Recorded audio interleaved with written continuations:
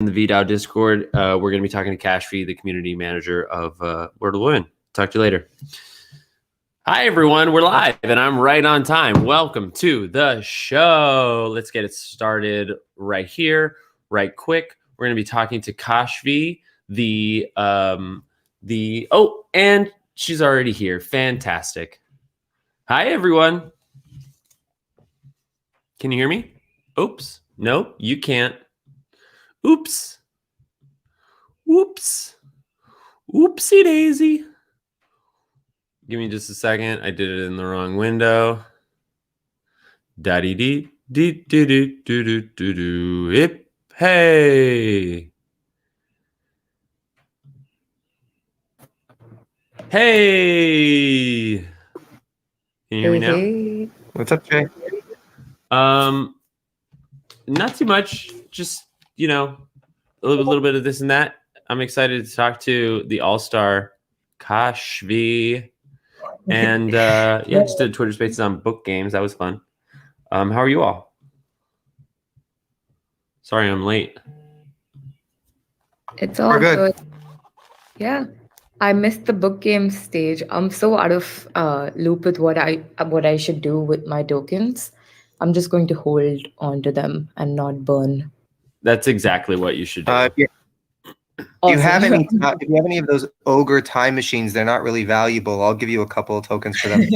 Get out of here. I've won my rarity. Yeah, the thing you want to look out for are gratitude and conviction and holograms. Those off the bat are the most rare outside of the special characters. And then tenacity is also pretty rare. Got it. But like you said, holding is the best because in the short term, it gives you a chance to be on the pre-sale for version 2. And every book game token is a chance there, which we don't really have the full details on. And then in the long term, even the most common token, as people, burn their common ones and hold on to their rares, will sort of level the playing field and become more rare. Yeah, that makes so much sense. Yeah. Yeah, for sure. Did any of you burn them? Like any of the tokens at all? I haven't. Have you guys burned it? Actually, officially collected the thing this morning. Oh, nice. Officially. The start bundle, right? So do you know, have all of the bundles been officially burned? They're all officially in process. Wow. That's crazy. Awesome. That happens so fast. Yeah. They tell you which ones they are now. Yeah, which ones did you get? So we pretty much got the whole left column except for one. We got the world has plenty of patience. Plenty of love. Plenty of love. Sorry. Be the bigger person with the humble pie, which I know Sven has been rocking the PFP of the pie. It's my favorite one. So that's mine personal. And then the pea salad with the empathy, with the gratitude gorilla physical art piece. Hell yeah. Wow. Maybe the V fam now may be interested in add value to their regular piece. I'm sure they will. I'm sure they will. Well, congrats, man. That's a huge win. Yeah, for sure. That's awesome. All right. A lot of hours and late nights and not a lot of sleep, but and coordinating and it's still ongoing. Good work. All right, let's shift gears to our star, Cash. I'm so happy you're here for a few reasons, but you're also here during WoW time. Like, time is WoW. And it is so WoW right now. Yeah. Yeah. So will you just catch the audience up a bit? So obviously I have a little more context on you. I first encountered you as a moderator in the VeeFriends Discord, but can you give us can you give us your entry into NFTs, how you found VeeFriends and ultimately became the community manager for World of Women? Yeah, sure. Awesome. So I started reading about NFTs when the big Beeple sale happened, and the buyer was actually from my country, from India. And I was like, "What the hell is going on here? Like, who is paying so much for like a digital thing?" And I was very Yes. intrigued by all of it. So I started reading up. I bought Ethereum for the first time in March or April, I think. And then there was this streamer that I liked, and he started talking about NFTs, and he launched his own Discord. So I was in this small group of people who used to just share alpha here and there, but I never really acted on any of it because I was way too scared to like even transfer Ethereum from like my custodial wallet to like MetaMask. So but all that happened, and I saw like this really cool one of one art piece that I wanted to get, which was listed for like zero point zero 0.02 ETH or something. So I was like, dude, I need to get this. So I did the Uh, whole thing. I set up my MetaMask. I did all of the stuff, and then I realized that, oh dang, I have to pay gas for this thing, which was really funny. But mm, anyway, so I didn't really buy my first NFT then, but I've been following Gary for a year, and then I saw that okay, Gary's starting his own Discord, and naturally I was like, wait, Discord is for NFT stuff, and I know that Gary's been talking about NFTs for a while. So put two and two together, had a little bit of background about what NFTs are. So I started helping newcomers out there a little bit because his fans like didn't know anything. Like most of us, like six yeah. months ago, seven Same. months ago, we were completely oblivious to what Ethereum is, what blockchain is, what any of it is. So yeah, there was a spam influx that I helped sort out when it was like 3 a.m. in NYC, and but it was like hardly 12 p.m. for me, and only one of the team members from Gary's thing were around, and they were like, "Hey, that thank you so much for doing that. Would you like to be a moderator?" And I was like, "Yeah, sure, Nice. man, let's do it." So that's how I became a VFriends mod, and yeah, it's just been super fun. Weekend has been like the best thing that's happened to me this year, last year, because Yeah. it gave me the chance to meet all of you, to make so many new friends, and it also gave me my first NFT, which was the gift code, which was like the pivotal thing in my collector journey as well. Like after that, I got like the confidence to sort of, mint other projects, get to know other projects. So yeah, and I didn't find out about World of Women through Gary. It was, I think I found out about WoW uh through Art Chick, I think, through her Mm, Discord. yes. And I was like, dang, I need to get in on this because I had missed out on Fame Lady Squad, which came out before that. And yeah, I won one of the giveaways at WoW, and I minted as well the night it launched. And then I went to sleep because I was like, okay, my work here is done. And then when I Yeah. woke up for class, I see Gary like I pumping the shit sold it out of it, out. and he's Yes. mint, mint, mint. And I was like, oh shit, holy shit, what's going on here? Like, why is Gary here? At first, I thought it was like a fake Gary V in the server, and I was about to tell the moderators, but that wasn't the case. So yeah, I got another one then, and yeah, it's just been a journey since then. I Wow. went on such a little ramble, but yeah, that was it. Sorry for being boring. I, excuse me. Absolutely not. I will have. I will not have any apologies for sharing your story. It's a lovely story, and context matters. So, I think most people know that World of Women was essentially the first female PFP project, but I don't think people are as aware of how much outreach and support they're doing for artists and female voices in the space. Mhm. Can you For sure. can you share that with us? Because even I'm undereducated on really all the facets of the project. Awesome, yeah, for sure. So, what World of Women does is that we have this thing called the WOW Fund, all right? And the WOW Fund collects and supports from one of one artists. And it's not like they have to support female artists. It's for anyone that's a one of one artist, really, because that's Mm-hmm. also one of the things in our mission. So, yeah, we have a group of curators. Anyone who has a WOW with the artist hearing traits gets to be in the curator club, and the curators basically just they get zero point 0.3 ETH a month to support any artist that they like, and most of them decide to support female artists, which is awesome. But yeah, that's one way in which we do it. The other is we collaborate with charities and NGOs to sort of take things to the next level and help out women in underprivileged in underprivileged sectors of the society. I would say, like we did this thing called Mother Earth Muses, where we got photographers on board to reenact World of Women. To reenact stories that WoW holders created through photography, and half of those proceeds went to this charity it's called Too Young to Wed, and what they do is they uh, Uh, they help out women who are being forced by their families to get married at a young age. So yeah, there's like so many charities like this that we've collaborated with. If anyone's interested in learning more, I'll drop a link of all the causes that we support. oh, that'd So be great. yeah, it's very heartwarming to do that. Yeah, wonderful. Hmm.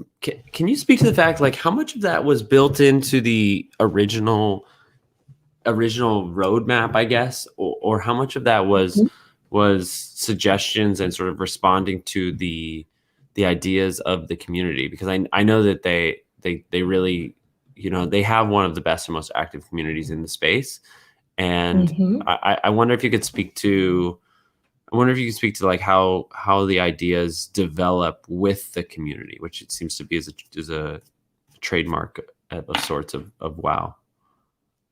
Gotcha. Yeah. So everything that was a part of our first roadmap, which is there were three charities in our first roadmap. That was She's the First, which is about educating and empowering young girls in developing countries. Too Young to Wed, and this one woman called Strange Cynthia who needed funds for her trans surgery. So these three were a part of our primary roadmap. And after Mm, that, we collaborated with Code to Inspire and Blankets of Hope. That was Give, by the way, where VFriends was also involved. yeah. So that was more of all the communities in the NFT space are coming together, so let's do it kind of thing. But the one that was specifically very community involved was Mother Earth Muses, where we had a contest. Okay, so everyone really wanted to give their wow a backstory. So what we did is that we started a contest for all the wows that have the Mother Earth skin tone. That's around seven seven traits. Okay, so anyone who has like a normal wow, they would write lore for it. They would post it on Twitter, and then we would like sort of we had like a voting sort of thing, the way you have for when there's like a thing where you vote for the artist of the year in the VMAs or something. It's like everyone, all the fans come together to vote. So we Yes. had that sort of a thing where everyone would vote for their favorite story. And this went on for like weeks. And then we eventually came down to six. No, we eventually came down to seven. And these seven got their own photographers. And then the photographers, I said this earlier, they reenacted the story. So, yeah. And apart from that, there was this thing with the British Fashion Council, but that wasn't entirely community led. But it's mostly WoW holders who bid on these to support the charity. So yeah. It's so cool. It's really very Mhm. cool. I'm impressed. I think because more so than a lot of projects, and I guess I don't need to compare, but just like in and of its own right, I see WoW executing ideas over and over again. Um, I guess I'm Mhm. curious, like, what is the team like at WoW? How many people? And can you share like how many full-time people are there on the team, and and what do you think? Maybe the question is more so like, what is WoW doing differently that is yielding so much results that other projects could be doing more? That's a really cool question, by the way. It's something that I thought about a ton, like that I was trying to understand before I joined the team. But let me give you a little bit of an insight. We have four founders. Yam and Raf, they're like the main people. They're partners in real life as well. Like they live together and everything, and it's quite adorable. Hmm. And then we have BPA and Tumai, Punk and Ape, respectively. They sort of do the coding side of things. And apart from them, we have Danny, who's our art liaison. She is from, she was born in Vietnam, but now she lives in the US. And her job is essentially to maintain our artist partnerships. What she does is she gets artists like the spotlight that they need within the WoW community. And she sort of runs our entire curators club. And we have this thing called monthly art drops where we airdrop art to people. So she Yes. works with the 7 artists that we choose. So that's her role, which I think is so cool. Like, imagine having one person dedicated to just managing artists, you know? Mm. And that's what I love about WoW. Then our legal counsel, Julia, she helps us with all the licensing laws that we need, any legal advice, stuff like that. Yesterday, we gave full IP rights away, and she was the Yeah. one who, like, you know, um, helped all of that happen. Just a sec. No problem. Yeah, for those who didn't hear, it's a really big deal that, and it was a gray area for a while. Not every project is doing it with full freedom to the holders. Like BAYC is another example of that. But it just created a lot of buzz and excitement for people that now this thing that I own that I already love, I have, and maybe you can detail this, Kashvi. It's like they have the IP rights, the commercial rights. They can use it in what way that they want, or are there some more fine detail restrictions? Nope, you can pretty much use your art in any way that you want. However, there are some exceptions. Like, we don't want the World of Women art to be misrepresented in anything, right? So Right. you can't make like NSFW stuff Yep. and any sort of pornographic content. Like, it's a part of our yeah, it's a part of like the artist's rights, and this is what Yam wanted, and it's a part of like the license as well. So we don't want it to be used for politically incorrect sort of things, like, you know. So Yeah. yeah, those are like the exceptions. But if you want to like make hoodies and sell them, you can do it with your WoW on them, you know. Yeah. So yeah. So cool. Anyway, we have like a total of, yeah, it's very cool, and I'm very excited to get something going after getting the full IP rights. But anyway, apart from that, like, back to the whole team thing, we're all pretty much full time in this. I'm technically part time, but I feel like I'm full time at this point. And we're all constantly working on giving like utility to our holders beyond what we've already promised, and delivering what we've promised, of course. So Mm. yeah, what I think comes down to like making WoW special is our artist Yam and her drive to deliver on everything that the project has promised, and just her art in general. I feel like it's vivid, it's harmonious, it plays with so many colors, and it's a really nice portrayal of who women really are. So Mm. yeah. Yeah, lovely. Yeah, everyone is passionate, and they're all committed, and not just to like NFTs and stuff, but just to the idea of bringing more women into the place, to educating women about all sorts Yes. of things. So yeah. Yeah, and the other thing I'm hearing, even though you didn't say it in so many words, I was in a Twitter space yesterday talking about how to Mm-hmm. build NFT communities, and Mm-hmm. um, and it can feel very vague because at the end of the day, you know, it's like what you're doing here. You have to make it matter to people one by one by one. Like it's a very time and effort intensive process.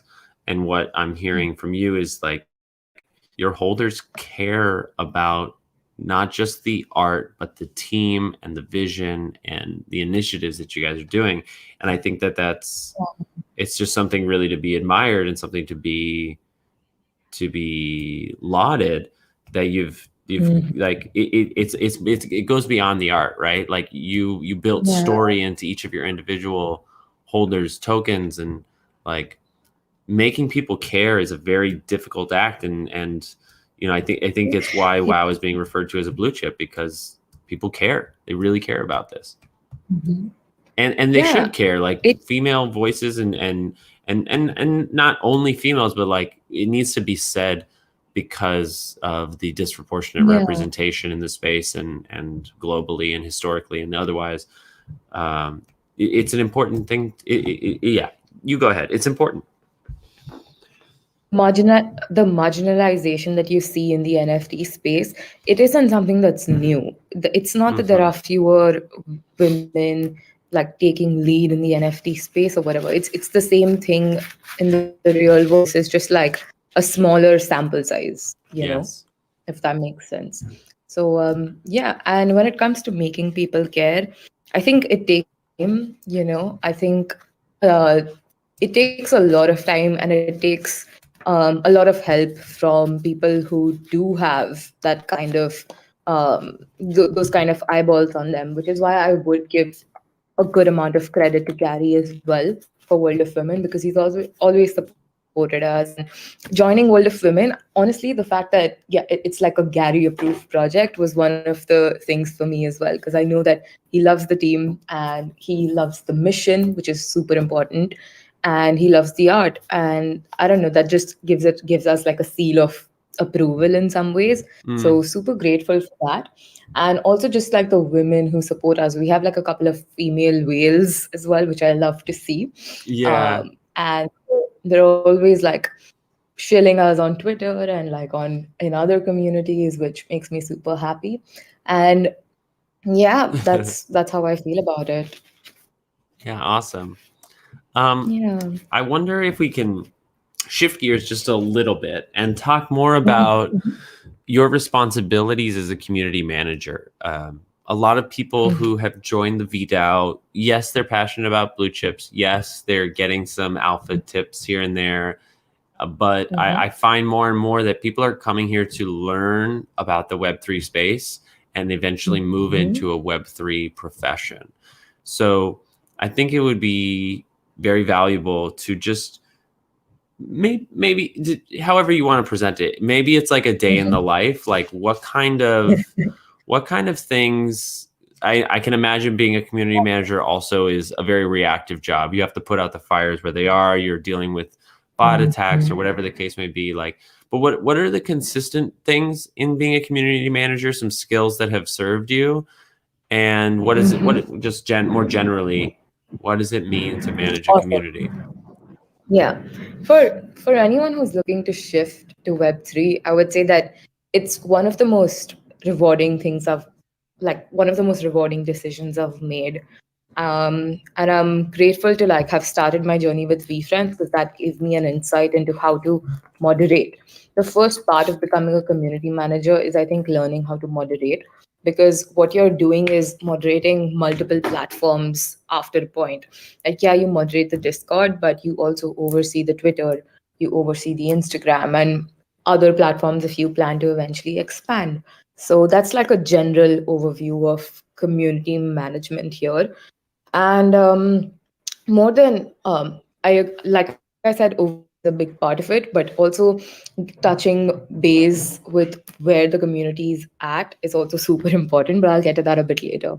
At Wow, my role involves managing our Instagram, our Twitter, our Medium, where we post all the big updates and the community spotlights, managing the Discord, leading the moderator group.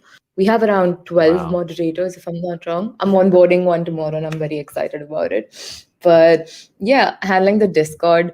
And one of the things about the WoW Discord is that it's a relatively chill Discord. Like there won't be more than like 6 to 7 messages a minute, which is pretty slow compared to like most hyped NFT projects. Yes. And that's something that sets us apart, but I love it because there's like a high quality conversations happening. So yeah, I answer tickets on Discord, and I speak to our holders one of one, whatever suggestions they have. We have a suggestions channel, which is like the first thing I review every day, because there are always some very cool suggestions from the community. So yeah, now that I'm done with Discord, we post on Instagram every day. We try to like it's always good to diversify on different platforms, right? And my big win is that yesterday we got verified, which was such a nice thing to see, On and it was Instagram? such good timing as well. Nice. Yeah, we got verified on Instagram. I'm very happy about it because there were so many impersonators with like Mm. more followers than us, and they started DMing people on Instagram and they were like, "Hey, mint this. This is our second collection." And I was like, "No, that's not your second collection. That's ours. You've just inverted our art and stolen it." So So yeah, I'm happy frustrating. about that. Yeah. It was bad. Like people lost like at least like thousand, like $1,500 in that, and I was really Ugh. sad about it. But we're all set now. Just got to keep spreading more awareness. But yeah, that's another part of it. I have to like spread scam alerts because a lot of those happen.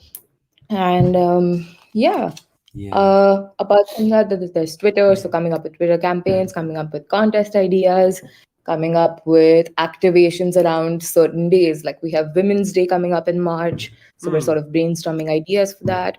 For Halloween, we did this whole PFP thing. We did it for winter as well. Yeah. So yeah, it's just fun stuff like that.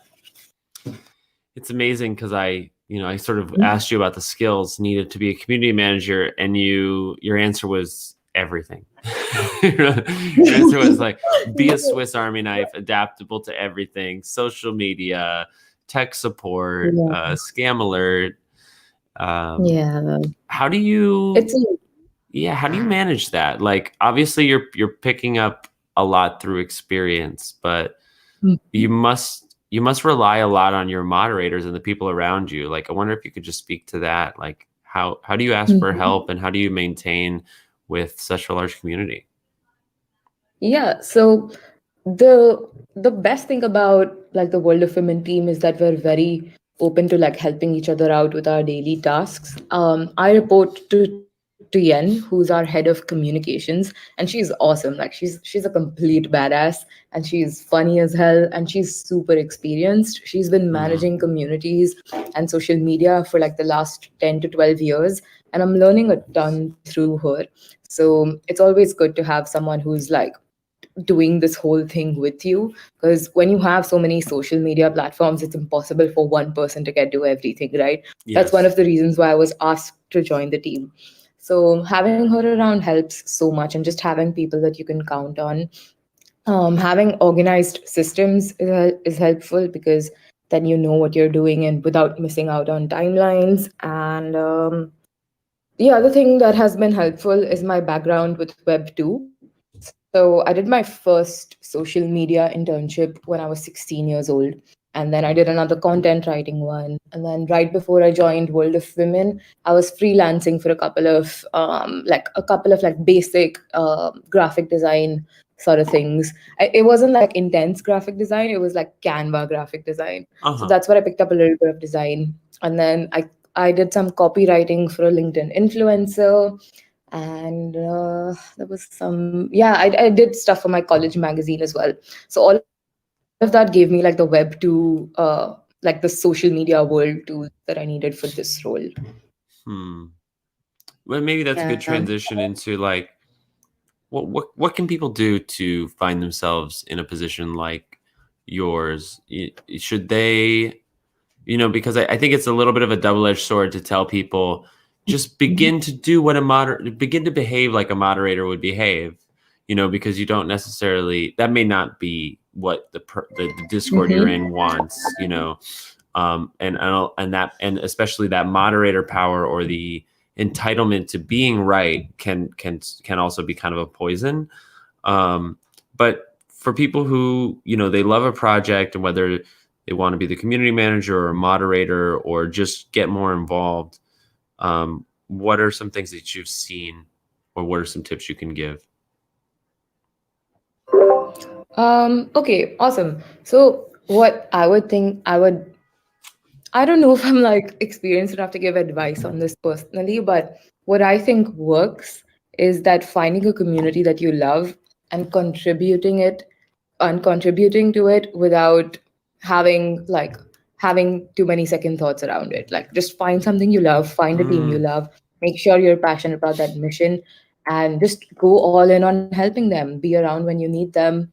Um, Offer to, I don't know, moderate for them if that's your thing, or help them out in any other way, whether it's networking, and then get to know the people within that community. ah, Build relationships. I think Maha was here yesterday, and she's literally the queen of building relationships. Yes. And so, yeah, do that. And on the side, always it's nice to have your personal brand so that people know that you've done these things before and that they can rely on you. Which is the second most important thing apart from building relationships, being reliable and showing up when a Mm, community needs you, because that doesn't only make the team trust you, it also makes like fellow community members know that you're serious about doing this. So that I yes. think is like a basic thing that you can do while you also have your full-time job. I understand that that can like hold you back a ton, having a job, having family and stuff Yes. like that. But that's a good starting point. And what was the other part of your question? Sorry. No, that was basically it. Like the question was like, how can people maneuver their way into a team member role? But I think you answered Mm-hmm. it head on. It's you have to build the relationships. Like it's a bit repetitive what we hear, but it's because it's the right answer. You need to be reliable. You need to be consistent. You need to take care of people in the space. You need to Mm-hmm. be there. And if you're feeling held back because you have a job and you can't be as present, then I would also suggest you need to forgive yourself for that kind of judgment. Everybody Mm. has a Yeah. different situation. They come with different resources, different experience. Not everybody, like Kashvi, like your exposure to Canva and other social media things are serving you really well Yeah. now. You might have no experience with that, and you can get started and you can do a little bit at a time, and you Mm-hmm. can think about this in years instead of months. And over time, I think those Mm-hmm. relationships will be only stronger for your patients.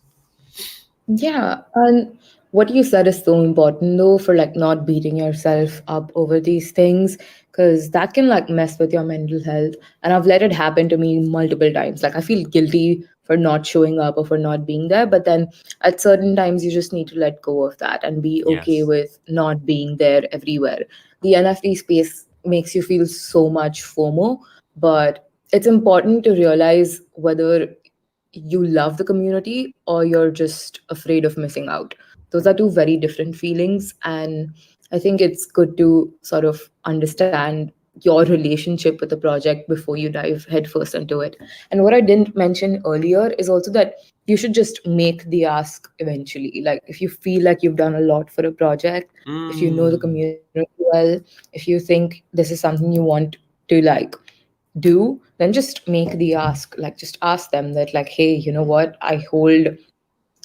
some I hold conviction that this is something that I can do, and I really love this community and I'm willing to dedicate my time to it. Would you please like would you want to maybe set up a call or where we can connect and get to know each other, and then maybe if you're interested I can contribute to this project in a greater capacity. So like, yeah, just make the yes. ask.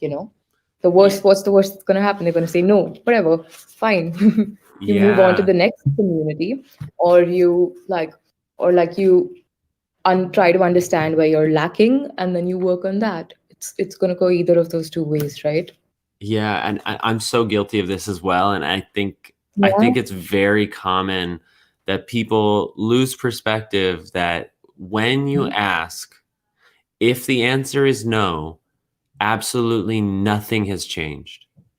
Like Yeah. there is literally there is no downside to asking, except Hmm. in a situation where you show yourself to be entitled to a yes, Hmm. right? Yeah. So long as you Do come not with do that. humility and kindness, nobody's Mhm. going to judge you for wanting to be involved. If anything, it's going to put a seed in their mind when they do need someone to return to you. And if they say yes, then great, you've got what you wanted. If they say no, like this is my perspective with the sorcerer, like it's or not the sorcerer, Mhm. but when I ask Gary to reconsider me, it's like the worst Mhm. case scenario is nothing changes. Right, it is what it already Yeah, is.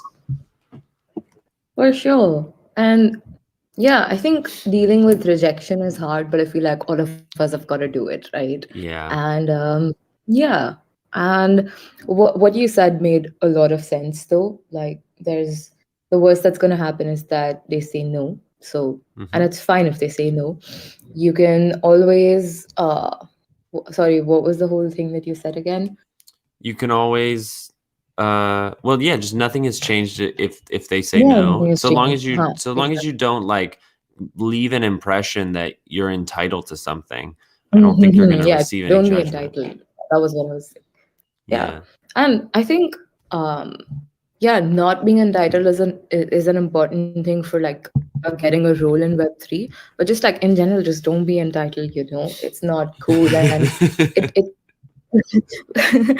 like, I wouldn't want to be friends with someone who's super entitled and has big ego. And Gary says this a bunch as well, right? Like we're just a lot more entitled than we should be. So Yeah. yeah, that makes a Yeah. ton of sense. Thank you for pointing that out. Totally. I don't want to dive into this right now, but it makes me wonder, like, what should people feel entitled to? And like the first thing that comes to my mind is like kindness and respect, but also like no, like you're only setting yourself up for disappointment. That would be an interesting Twitter space, but I don't want to derail us too much.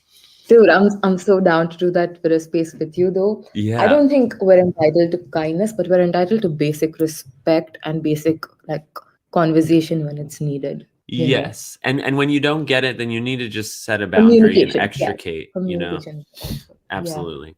We've got a bunch of questions from the audience, so I'll try to keep these Man, organized. like, where do I read the audience? Like, I'm not sure which chat is. So just above the main stage, there's a voice channels text. It's just above the stage in the channel list. Oh, I see. Yeah, we're all here. And for those who didn't know, in the channel list, there's the voice channels text, which is just above the stage channel. And that's where you can, if you can also request up. You can raise your hand if you want to talk to Kash right now. But I'm going to ask Crypto's question in the realm of community management. What are some tactics to resolve negative energy? Obviously, the community culture is very healthy at WoW, but there are sometimes bad actors or people who don't know the vibe or are disappointed. Like, how do you deal with the negative energy? Dealing with negative. Okay, so there's so many types. So are they being disrespectful here, or are they just like trying to kill the vibe? Like, because like those are two very different things, right? If they're being straight up disrespectful, they're not willing to listen. Then you just gotta like Discord mute them and take and like sort through this in the DMs and understand where they're coming from and be empathetic to their reactions as well. Because of course it's coming from like they're displaying hate because they've received hate from somewhere, right? Like I think it's important to like just listen to people and see what's going on behind the whole, like behind that PFP, what's going on, try to understand that. Of course this isn't like a normal member's responsibility. You shouldn't feel like you need to get to know a person if they're being a dick to you. Like that's not what I'm trying to say. But if you're like a moderator or a community manager, it is sort of your responsibility to understand what's going on with that person and if that's the reason why they're reacting that way. And yeah, once you do, most people, like 99% of trolls or negative people, as soon as you show them kindness, like they just do like a complete 180. And it's really funny, but it's true. Like as soon as you call a troll out, they're going to like laugh about it, or they're going to be like, "Oh, sorry, I didn't mean it that way." And this is something that I learned from Gary, but it's plain obvious, But yeah, but again, the second type of hate is when they're being really disrespectful, like they're using slurs, they're being racist, sexist, homophobic. When that shit happens, you don't tolerate it. You straight up ban them from your server. It depends on like what your team's policies are, but normally like it's not tolerated here. And yeah, and if they speak out against it, you simply explain to them what the ethos of your project is, the purpose of your server, and you just say that we don't align and we hope that you find another community that does that for you. So yeah, Great answer. I hope that answered your question. Was that all right? I think that was a great answer. The thing that I heard you say right out the gate is, what is the context? And we do this in VeeFriends as well. It's like, yes, we see like repetitive trolling behavior from certain members, but on the back end, we're always asking ourselves, like, why is this person upset? What is their actual issue? Are they dealing with a frustration actually related to the project, or are they projecting onto a member or the project or otherwise because something else is going on. Like, let's dig deeper. Let's not jump to conclusions about what the reason for this is. And then there's the other case, which is like somebody is coming in and being disrespectful, making racial slurs, being sexist. Like, these things are not to be tolerated. But for people who are expressing negativity, like an instant no. Yes. No, absolutely. For sure. That's like the perfect example of this whole thing. I know, like, for a fact that at VeeFriends, when there is like a troll or something, we always try to understand where they're coming from. And there's like a few trolls still in the server that we haven't banned, even though by this point we normally would have, but it's because we empathize with their situation and we see that they can do better if they want to, and that's why they're still around.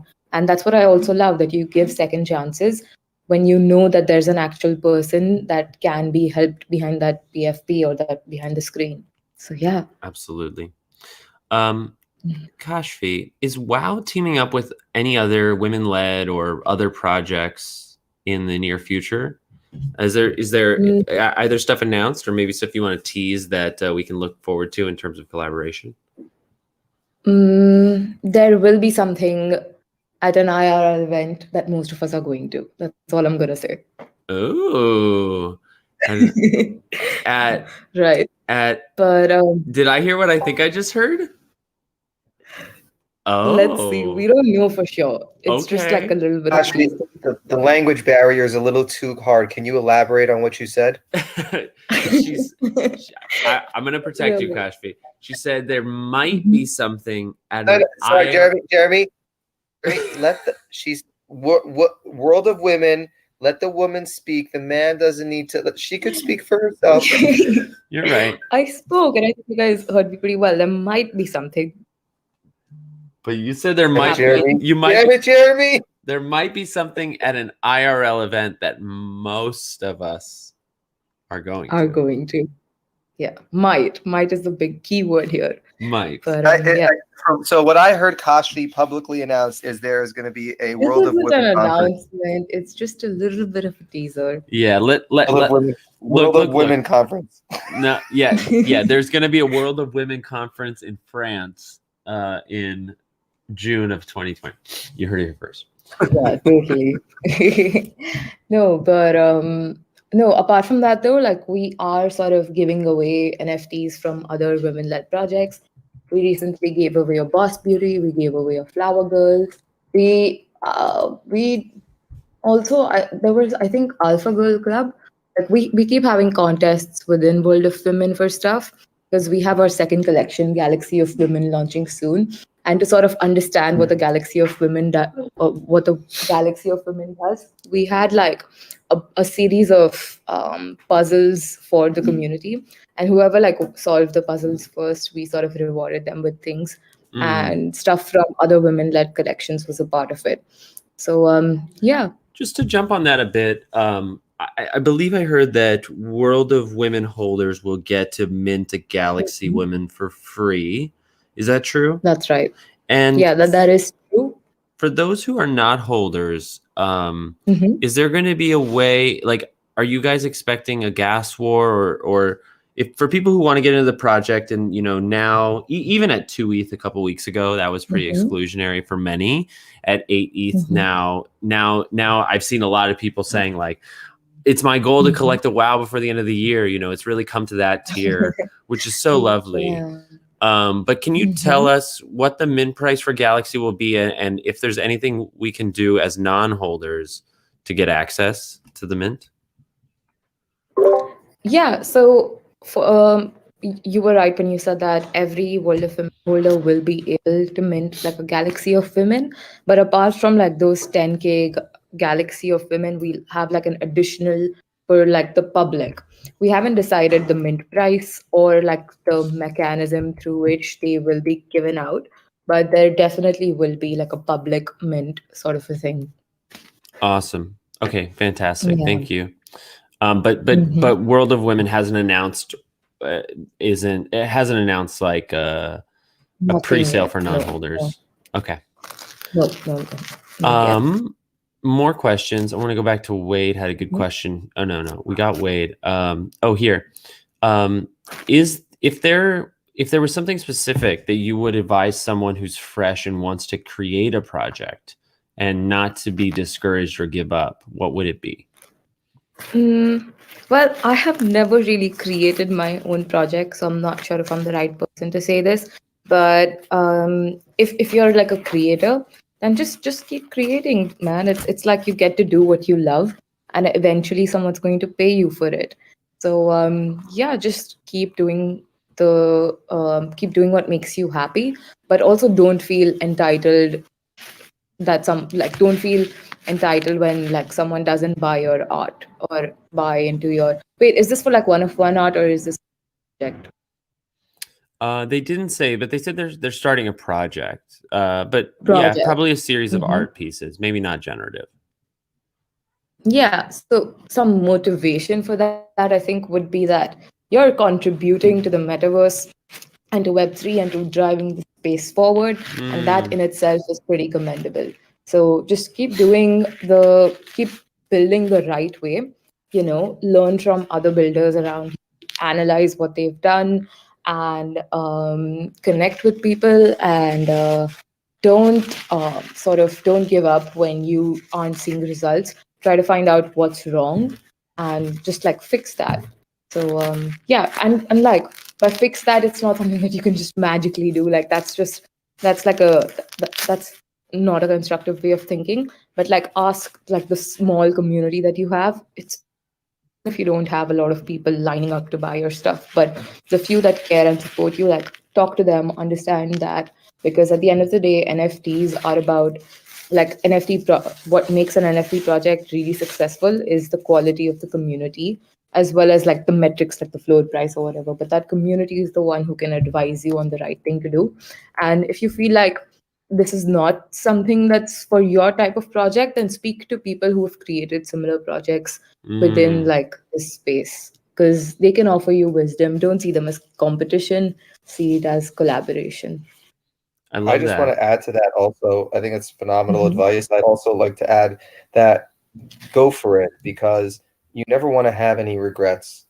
And it's okay to fail. Fail is also part of the process of growing. That every person who's Mhm. done projects, including myself, has done projects and they've flopped, they've done failed. But from those fails, you learn from them, and you know how to not make those mistakes in the future, and you grow from them. So don't be scared to go for it, and don't be scared to fail as well, because just because you fail doesn't mean you're a failure. That means that that project wasn't successful. It doesn't mean you're not going to learn from it, and the next project you do is not Mhm. phenomenal. Failing is fun. It's awesome because you get to learn so much from it. Yeah, absolutely. And I want to encourage you, like, I think the best advice in this regard, and Kashvi said it as well, is like start building your community. Yeah. Just build. Oh, I see somebody can't hear me. I can hear you. You can hear me? Okay. Mhm. Yeah, I can hear you. just build your community, and there's so many people who are innovating in the space. I think there's an undue pressure to create something new. There's a difference between doing it your own way and copying something without providing your own like personal inspiration. It's totally okay to look at WoW and see a path that is successful and take the best of it and incorporate it into your own launch. There's like people should be taking the successful aspects of projects and incorporating it into their own, and just give credit where credit is due. I made this decision about my donation strategy or my supporting one artist strategy or this or that from this project that helped me on the way up. Just Absolutely. 2 more cents. And giving credit when it's due, yeah, but also just like building upon the ideas of what these founders have, right? I don't know if this, yeah, of course it applies to building a project, but just like starting anything really. I feel like many people in the NFT space sort of experience imposter syndrome, including myself from time to time. But what I do, like what I think about when I'm experiencing this is that no one really is original. We're all just building upon each other's ideas and the ideas of those who came before us. So yeah, I think that's something that you always need to keep in the back of your mind, because sometimes you just fail because you're constantly doubting yourself. I've seen it happen with a lot of projects that they just think they can't do this, but like you can. And don't be afraid to like implement ideas that have worked for other people. There's no such thing as it's not copying if you're giving credit when it's due. You're just stealing. And you should steal like an artist. And that's something from a book that I read recently. Oh, it's such a good book. It's such a good book. Yeah. Wonderful, wonderful. I think we had another question in here. Oh yeah, from Truth. So this is a fun question. And really I about think he was on stage earlier. What's that? I think that he was on stage earlier. Yeah, Truth, do you want to come up and ask this? He jumped up because he's a moderator, so he can just jump up. Truth. Oh. Come on up. How are you? Yeah, thanks for having me up. I didn't want to disrespectfully just jump on stage. Oh, it's awesome. I'd love to speak to you. Hi, how are you? How's your day going? Good. It's finally good to hear your voice. You're just such a predominant role in the space, and I've seen your name everywhere, so it's really good to hear from you. No, that's not entirely true, but come on. So, yeah, I mean, you and Jeremy, you guys are really killing it out here. Cohen, amazing, and everybody on the team. So my question to you, Cash, was specifically, you're 19, right? Yeah, I'm turning 20 this year, which I'm low-key dreading. But yeah, right now I'm 19. Oh, please. Oh, please. So being 20, 19, 20 years old, you know, and at this early stage in life as a person, right? I'm 25 and I'm feeling old already. My joints are starting to show. With the success in the space already in the NFT, you were head on early in. And of course, your background is amazing. I've read about you.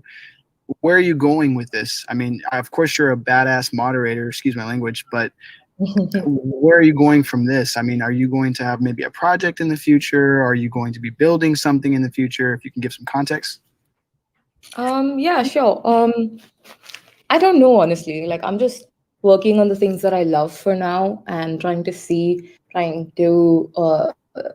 be open to opportunities as they come. But what my thing right now is to just, how do I put it? Give me a sec to like frame words. Yeah, I'm just taking opportunities as they come, building relationships with people whom I think are interesting, and seeing how that goes. Because I think what matters is tasting, like getting a taste of everything. And so far, I tried that with Web 2, and that helped me sort of double down on community building in Web 3. Now, I don't know where I'm going from here. For now, I'm just passionate about bringing more women into the space, highlighting them, and helping like the WoW community really push forward, and also helping with the VFriends community in the capacity that I have. And that's what I'm passionate about right now. But down the line, if I ever do want to start my own project, I'll just like I will probably overthink it at run. I will probably overthink it at run, but in like the good way, you know. But I still see that as something far away, like maybe not in the first half of this year at least. So yeah, but what do you think I should do? Any cool ideas? I'm open to it. Yeah, 100%. I think all of the space would be down to back you on a project. It would be really cool. Maybe something sustainable for the economy or the environment, something that would really stand out for your character. That would be really, really cool. Thanks for the answer. I think you should take advantage of your prominent position as being, you know, a Indian influencer in that space and onboard your country. Yeah, you know what? I really wanted to do that because like I like making video content and stuff, right? Like I really want to sort of like post a little bit more on Instagram, but like the laws are super unclear here right now. Like we don't know if it's legal to even like hold a MetaMask. So that's why I'm like keeping that on the back burner and like keeping it on the down low a little bit.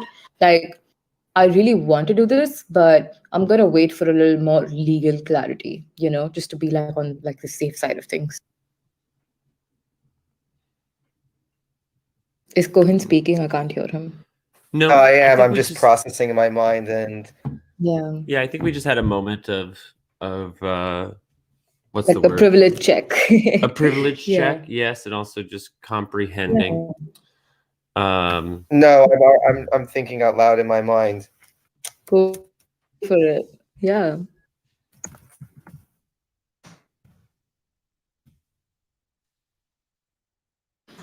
I'm Sorry. scanning the chat for questions. People are shocked that Mhm. you're 19. Corso's 12 years Wait, old. what?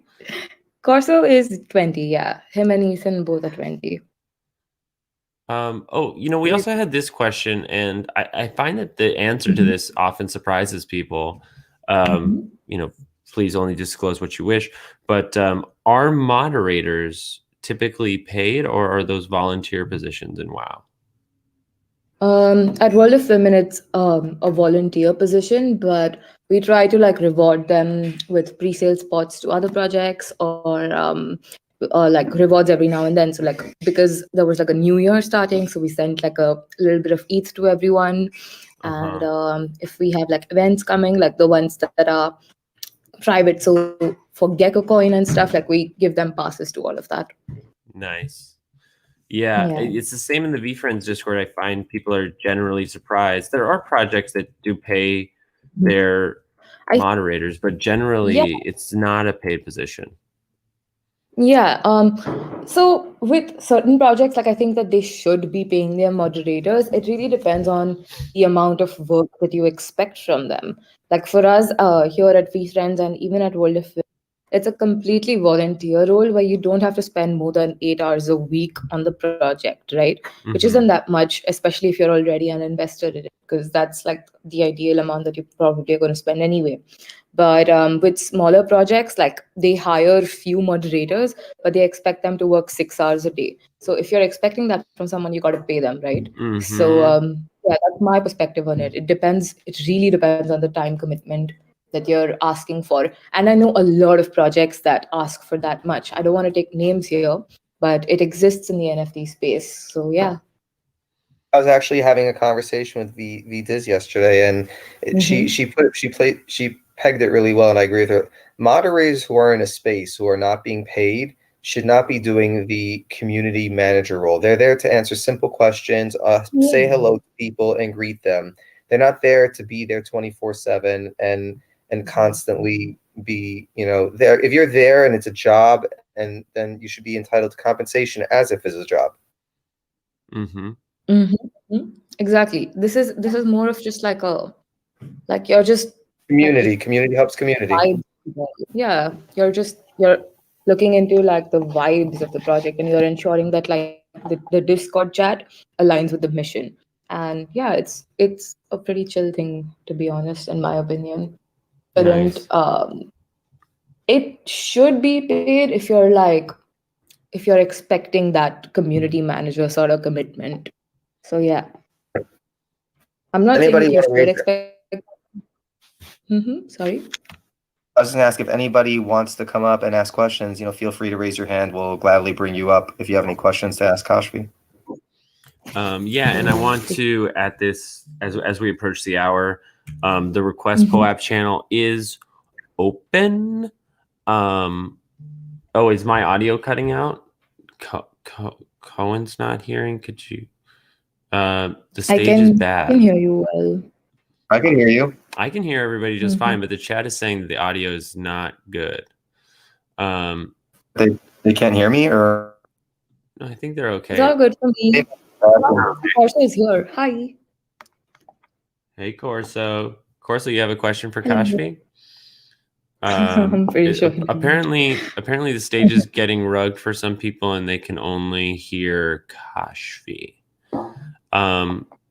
That's okay. Is not that such a like bad message thing. you I, want to I think pass on to I think them? it might be on your end, folks. I think you might need to just close Discord and reopen it. Jeremy, if they can't hear you, then they can't hear you. The stage knew to mute all the men for this one. Wow. Yeah.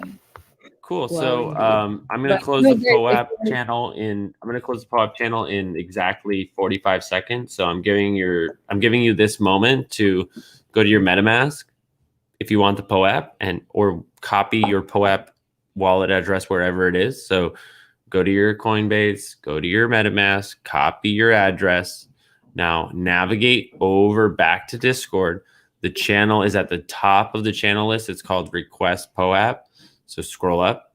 There it is. You found it. Nice work. Job well done. Now, long hold. Paste. Send. 45 seconds ending in 3, 2, 1. Done. Thank you for bearing with me in that. Okay. So no more POAPs today. Thank you so much. 200 people in the room is so awesome. I'm glad everybody's here. Please do request up. I think Kashvi, do you have a little bit of time if people have questions or? Yeah, for sure. I do want to ask you guys a question though, but like I'll do it towards the end. Okay, great. I guess we'll take the moment now while people come up with questions. Please do request up. Just to plug VeeDao. So this is the VeeDao Discord. This is a project that sorry, had an audio issue. Welcome to the VeeDao Discord. We're doing these AMAs at least once a week, sometimes multiple times. This is just a value add for the whole community, but we provide even more resources, education, and alpha to our token holders. We have a 10,000 token project, which is minting right now at VeeDao.io. Every token costs 0.05 to mint, and it gives you a vote on the purchases and sales of our community wallet, which is compiled of 80% of the mint. The other 20% goes to the 4 founders you see on stage, the artist, and the developer of our contract. We've got a few things in the works that we're not announcing just yet, but talk to the people in this server, and you will hear time and time again that we're working very hard to make sure that people have the tools they need to navigate this space safely, properly, and for the long term. I could talk on and on about this project and how we are going to be developing it, but I just want to give a hard plug. Please do mint the project. If you're hanging out in the Discord server, if you've gotten value from this, you'll be shocked to see what kind of value the holders are getting, and I would love to have you officially join the project. So thank you for being here, and I hope you grab a token and verify your role so we can start seeing you in the owner's lounge.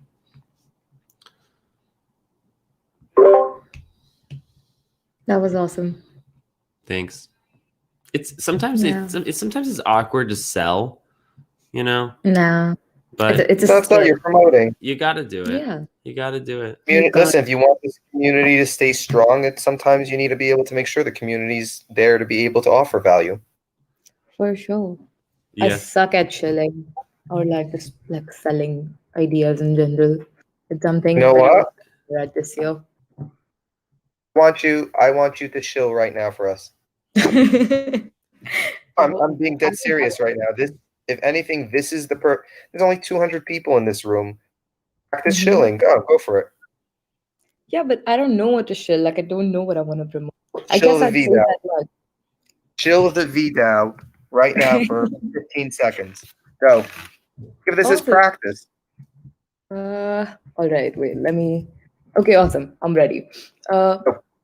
If you're passionate about what Gary embodies in a way, and if you think that you've always wanted to be in a group of people that have those kind of values, you need to be in the VeeDao Discord and you need to engage with everyone here. And eventually, if you love the community, you're going to want to mint the project as well, be a part of all the historic purchases that are made within this group, and to also connect with all of the amazing people in the team, because they're constantly providing value and they're working to make this DAO a success. Oh my God, Jeremy, please tell me you got that recorded. Let's get it. That was great. That was great. Yeah. Hold on. Did you get that recorded? Yeah, I did. I'm going to exit and rejoin. I think more. Gosh, that was unbelievable. Hopefully that fixed any sound issues on my side. Yeah, Kashvi, thank you so much. That was so nice. You guys are really nice people. Well, it takes one to know one. Oh, can't hear you. Broken said Yes. this is great, but we need your Spotify playlist in the background. I have so many Spotify playlists. I don't even know which one you're talking about at this point. Just in the spirit of kind candor, I'm not going to single you out, but you know who you are. No, nobody does well being like demanded what to do. I'm reading the chat, and I will get to every single one of your questions. But don't tell people what to do. On that note,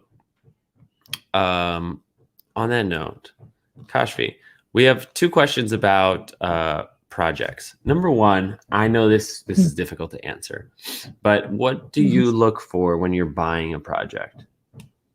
That's not difficult to answer. Okay, I'm looking great. I'm looking for like a really good team. Like it's really important to me that the team is filled with like builders who are like confident in their ability to deliver and promise that, or they like under promise things and plan on over delivering as time passes by. So that's like the main thing for me. Secondly, I love like good art. Like I don't think I realized how much I like good art until I started collecting NFTs, right?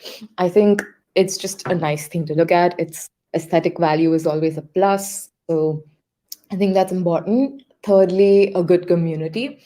I think I'd put community above art, to be honest. But just good vibes, being able to hang out with nice people, networking a little bit, building good relationships. All of that is super important. And if an NFT project can give me that platform, then I'm definitely going to invest in it. And fourth, it's non-essential, but it's a perk, and I would say is utility. So yeah. Love it. Love it. What about you guys? What do you think a good NFT project needs? Take it away, CJ. I think you nailed it on the head. Can you hear me? Yes. Yeah, I can hear So, you, but I can't hear Jeremy okay. well. I think you nailed it on the head. Everything you said is exactly on point. That's there, and utility is also just a bonus if that's what you're looking for. But yeah, you pretty much covered everything that's there.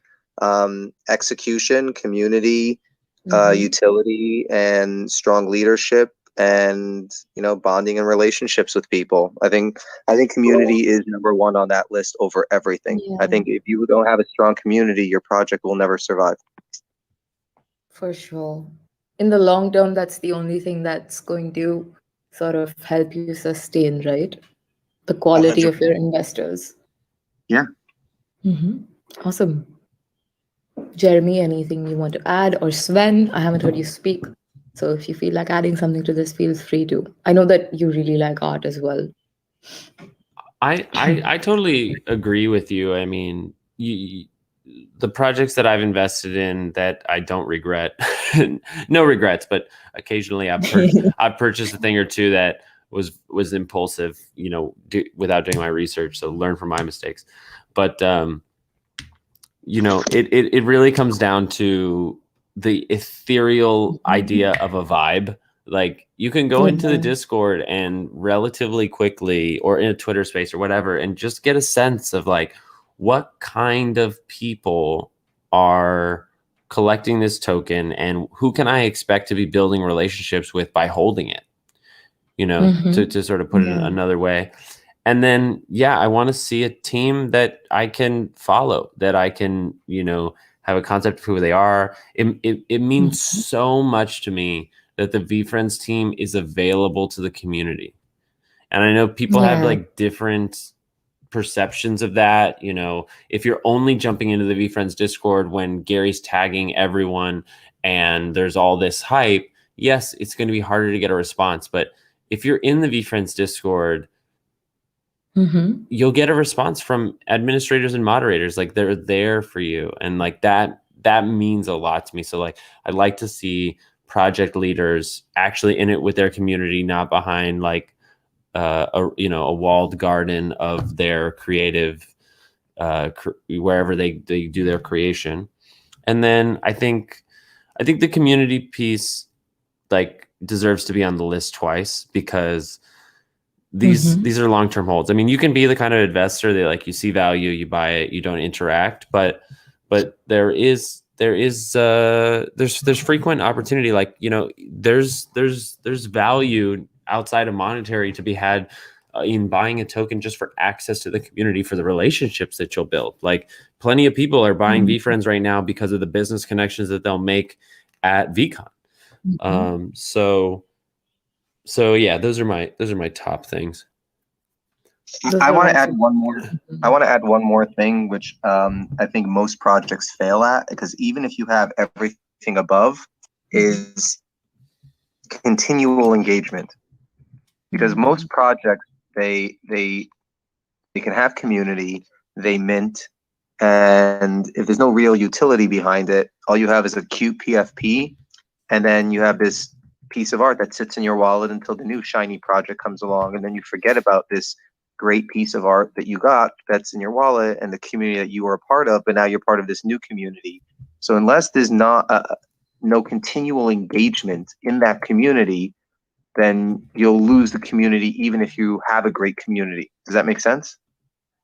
Yeah. Yes. You need to give them like something to hang on to, right? Like small announcements, even though you have a long-term strategy, keeping people hooked with like the short-term teasers and stuff matters. That's a really great. Well, this is why we have AMAs in the VeeDao. Super smart. I see a lot of people saying they just missed the POAP, so I'm going to open it up for you again in 3, 2, 1. The POAP. Can you do the thing you did when you did the closing thing, where you do the walkthrough as if you're doing it? Do you like that? I do. I like that one. I like that. Yeah, I'm not going to do it right now. I'm going to leave the POAP channel open for like a couple minutes, but I'll do it at the end. What were the questions? You said you had questions you wanted to ask. Oh, that's right. Oh yeah, I just wanted to know like what do we have in the VeeDao so far? I haven't like dived deep into. I think we have like Flyfish. Yeah. So Yeah, we started off with a full set of creatures. We have the whole set of creatures, all 5 of them, plus we have a FaceTime 5. Ooh. And we bought 2 Flyfish for 4.5 combined, and we sold them for around 10, I think 10 or maybe a drop above 10. Yeah, so, and then we bought a Swaggy Go. Oh yeah, that's my favorite buy so far. The Goose 12 Swaggy each. line. Yeah, for 12 each. Yeah. Awesome. So we got some nice pieces in the wallet, and we got some money in the bank. Looking for value and deals. Awesome. I'll keep an eye out. Yeah, and now there's a big question of like, do we go into book games, or do we hold out for V1? Like, I'm worried V1's going to move on us again. Can you hear me? Yes, you're a bit quiet, but we can hear you. Yeah. Thank you for bringing me up. Hi, Jeremy. Hi, Kashvi, everyone. I'm just getting into the hold of coming up and speaking up. First of all, Kashvi, I think I should first of all congratulate you. So congratulations that you are actually heading or representing a part of a society which is not very into crypto, I would say, and have issues at in that end. I'm also from India, so my question is very particular and very personal at some perspective. I hope you don't mind answering that. But it is something with the legalities of the scope or the place that's back there at home. So what happens is that what I come from, or what I hear from you, that you have a gift code, and at least not you have a couple of World of Women NFTs, right? Right. Right now, these 3 are considered as top projects and would have a combined value of nothing less than 15 ETH, right? I'm undervaluing that, but whatever. My point here is that how do you store them because of the scams going on? People advising that you need to store them on a hardware wallet. So basically, to give a backdrop, I have someone who ordered a Trezor wallet and it got confiscated at the customs because the central bank guidelines do not allow you to hold a hardware wallet. Now, if you have something which is so much in value, I need to keep them safe. Like need to keep them safe in general. How do you manage it? Like keep in different wallets, or what do you do?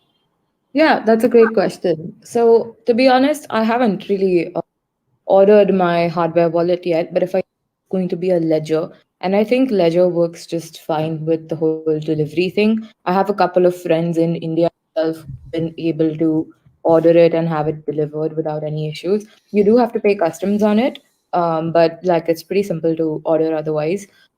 So yeah, I have to still order mine. I'm very guilty about this. I need to transfer my assets to a hardware. But for now, I just have everything in my MetaMask, and I'm very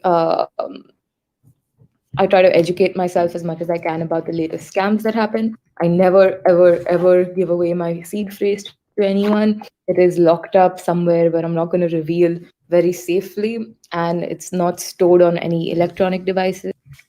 Which is like the main thing I think you need to protect. Like you need to protect your seed phrase under all costs. Never give it away.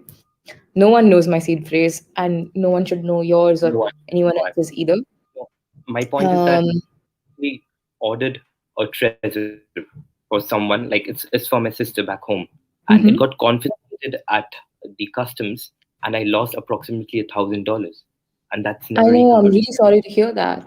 But like, isn't there anything that you can do? Like No, contact the people or ask the Trezor team to compensate you for that in some way? because Yeah, it didn't go. Sorry, yeah. was there money? Was there assets already on the Trezor, or was it new in box? No, new in box. So I just ordered one because you don't get it here. So that's why I ordered one, and I couldn't get one because they confiscated at the customs, and they told me that you should have read the RBI guidelines, which is the Reserve Bank of India. They have changed the guidelines. They cannot Yeah. order their wallet right now, and it's very difficult. That's the reason why sometimes I believe that I'm in Spain, so I believe Mm-hmm. I'm very safe here because that gives me a kind of leverage that things are very difficult back home, and that's why I really appreciate what Kashvi is doing because sooner or later it's going to happen. Whether RBI agrees or not, if there Yeah. is a mass action, people will have to change the rules, and people will have to because imagine a gift code right now is I think nothing less than 30th. I think. All Then you right. have then you have a couple of older women, so approximately you have approximately less than 50. Like you have worth something 50 each, and you don't have a hardware Mhm. wallet. You should keep it up. Yeah, So for I mean, sure. it's stupid, But but it's but just that how. solution, yeah, no, I get what you're saying. It makes so much sense. And it's really shitty of our government to not like have that. I didn't even know that you couldn't order a hardlet. I thought that was an option because a bunch of my friends have done it. But in lieu of the latest guidelines, the best solution that I see here is that either you have like hopefully you have like family abroad who can like when they're traveling back home you get it, or when you go abroad you buy it, order it with an address there and then you get it back home. I got kind of proud of it. Actually, Wait, I think there's an Yeah, is there I, an echo? Is that me? yeah, right. Yeah, yeah. there's an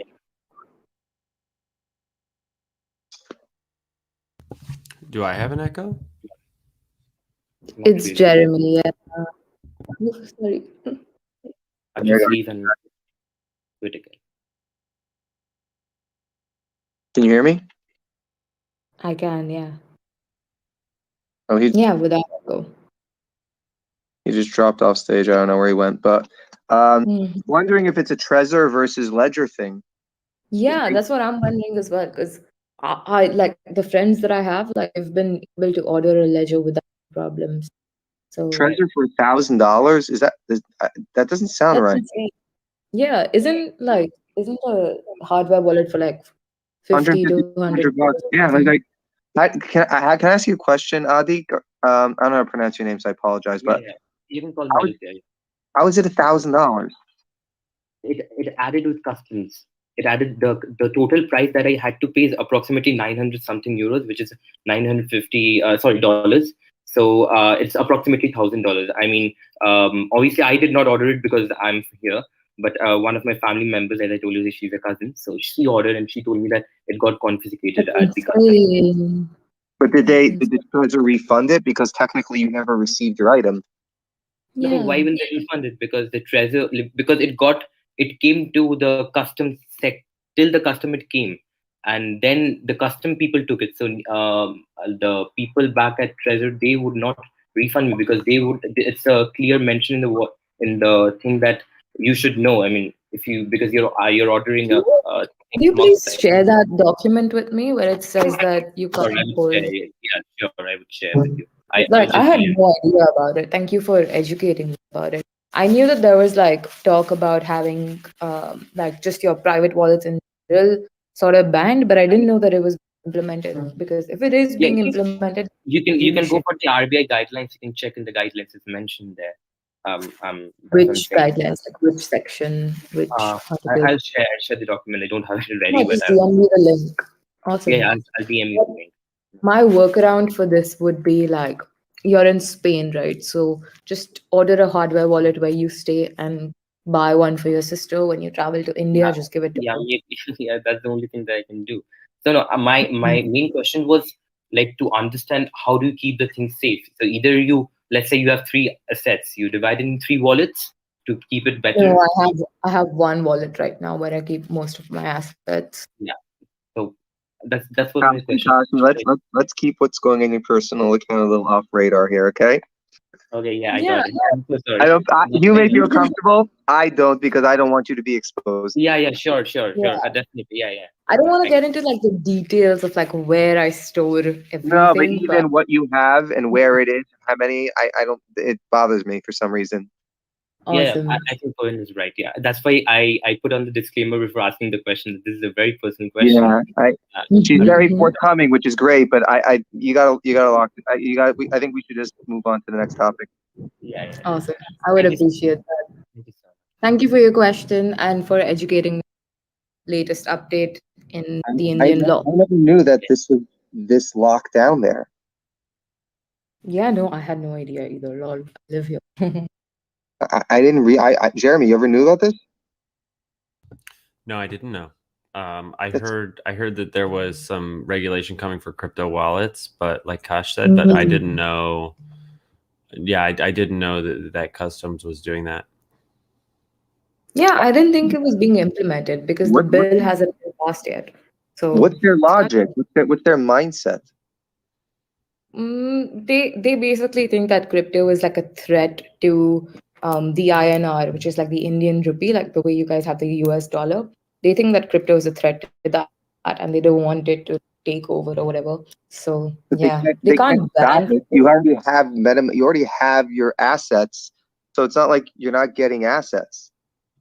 Yeah. If anything, they should just be smart and like embrace it and tax it. Yeah, exactly. They would make so much money if they decided to start taxing crypto assets. Yeah, true. But let's see. That's the thing, right? Like the reason why I don't make content on my Instagram too much about NFTs and like getting more people into NFTs is because I'm uncertain about like and I don't want to be responsible for getting them into trouble eventually, right? So that's how I feel about it. So why wouldn't you start a third-party channel that you host? What do you mean? Like Meaning, like what, anonymous? I wouldn't say anonymous, but it could be. It's not under your name, but it's just content and information. People, I DM'd you, by the way. I have an idea that we'll talk later about. That I think will help you. That's already ongoing. But I think that you should be able to put content that's out there, and I mean the people in this room clearly will know that it's you. But the reality is, the people out there don't need to know. No, the thing is, I'm not worried about it being me. Like, I'm not worried about that. I'm just afraid of onboarding people onto something that might eventually bite them in the ass. Like most of us are very careful about where we put our money. We're very careful about investing, but a lot of people aren't. Like they FOMO into things and they do dumb shit, and I don't want to lead them into that. So yeah. Well, you don't have to. You could just give them. You're not telling them about projects. You should be giving them about 101 about what's a POAP, what is MetaMask, what is Ethereum, what is gas. Educate them. You don't have to lead them into projects, but you could give them the tools. No, but I really agree with Kash on this. Like, we need to be careful, because one thing that I'm Yeah. finding with the general, it's partly the tribalism, and it's partly the way that people are financially invested in these projects, is that we speak about them as if their appreciation is a guarantee. Yeah. And that much I find to be very difficult and quite dangerous, especially talking about VeeFriends, but even book games. Yes, a $500 investment for a lot of people is not so crazy high risk, but especially thinking about the people in India, that's a huge fucking investment. That is, I mean, like, I'm not intimately aware, but I imagine that's a month's wages for many people, if not more. And so, like, none of this is guaranteed. You could be buying into an asset like book games that has a good chance of being around, like, what we would like to say a guarantee of being around, but that doesn't mean that it's going, like, on what time frame. Like, on a 20-year time frame, sure, absolutely, your $500, I can say with 99% certainty it's going to pay off. But in a 2-month time frame where you might get excited about a new asset class and be misled, either intentionally or not, and then not be able to sell that money, like, the dynamics are very difficult for people who have more of a platform and a voice to sort of influence people that way. Yeah. And it really comes down to the whole Peter Parker principle, which I'm a huge advocate of. Like, with great power comes great responsibility. And I think here the responsible thing to do is to, like, onboard people in a very, like a relatively subtler way than I normally would. So I do speak with, like, private groups. I have, like, a few Indian friends in, like, private discords where we all talk about projects that are coming up, like how to keep stuff safe, and, like, when there's legal updates, we talk about that stuff as well. So it's a relatively small group, but sometimes it's rewarding to sort of be in that intimate sort of community as well.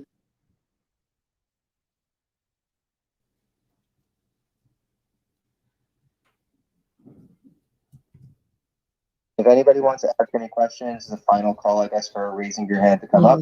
So Kashvi's time is valuable, and we're extremely grateful for the time that she's given us. So, last call for hands raised. I would like to add something more. It's nothing personal, but it's just to understand the landscape back home. I've seen, obviously, this is something I saw a few days back, that you had an NFT Mumbai thing, and you were a speaker there. Right, so it gives me immense pleasure that things are happening. And then there was a Kochi NFT as well, which I thought, which was in the south part of the country. Now, I didn't even know that was happening until like people started posting about it. Yeah. So my question to you is that since you are from this part, like, obviously you are there, and you are kind of an advocate, or people whom, like, people can trust, or because you have kind of become an NFT figure back home. Okay, I'll be very honest with you, because people know that you're from India, you're a 19-year-old, 20-year-old, and you are very active in that space, and that's really good. Now, my question to you directly is, how, like, you have obviously managed to build a community out there as well, but how do you build in community in other, because understanding how diverse our cultures are, like in every 500 kilometers, how do you build a community out there in some part of the country where people think NFTs are still a JPEG? Well, I don't see it as my personal responsibility to get, like, the whole world into it, because I think everyone should make their own decisions. The best I can do is talk about what I'm doing in a way that I'm comfortable with. And if someone finds it interesting enough, they can ask me questions, and I'm more than happy to answer them. Because what I strongly believe in is that first you need to educate. Like this doesn't just go for educating; it just goes helping in general or offering help in general. It's that first you gotta know what you are doing. Like you need to be aware of that. Then you gotta make sure that the people whom you care about the most are aware of it, because like it's just like a relationship thing, right? To maintain relationships, you sort of have meaningful exchanges about what you're doing. This is a little philosophical, but it's just what I think. And then once your friends and family know about it, then you tell like your close community about it, which is like the people that you saw at NFT Mumbai, or the people that I hang out with in Abhinav's circle. I'm not sure if you know who Abhinav is. If you know about NFTs, Adi, are you aware? No, I know. The thing is that I've been here for a couple of years now, so I really want to, because I'm from Calcutta, So there is a lot of people in my group. Obviously, I have a small group, but there I think I receive messages every day that, hey, can you advise me for investing in a particular crypto coin? Or I say that I don't even No. know Like, why what would you you do want. that?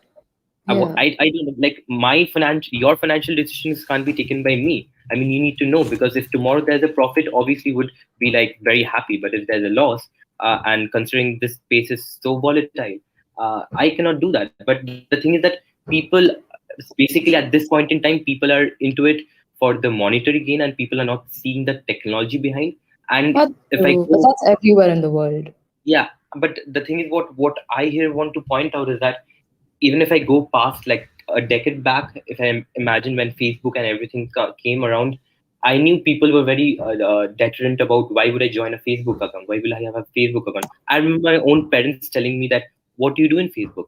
What is Yeah, Facebook? well, Today, you my just gotta parents show them say, the results, man. Like you just like you give your time and effort to the space, it eventually rewards you. And when it does reward you, you walk them through that and do it with empathy. That's how I go about it.